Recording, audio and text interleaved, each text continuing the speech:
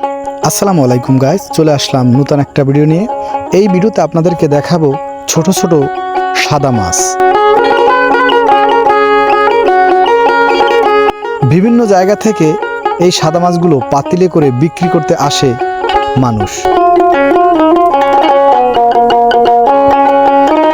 আমাদের এই দক্ষিণ অঞ্চলে এই মাছগুলো পুকুরে বেড়ে বিভিন্ন জায়গায় চাষ করা হয়। একটা সময় গিয়ে এই মাছগুলো অনেক বড় হয়, বিক্রি হয় কিন্তু চড়া দামে। আপনারা যারা চাষ করেন তারা কিন্তু এই মাছগুলো চাইলে কিনে চাষ করতে পারেন। আরও বিক্রি হয় গলদা চিংড়ি, আরতে বিক্রি হয় সকাল হলে অনেক ধরনের মাছ।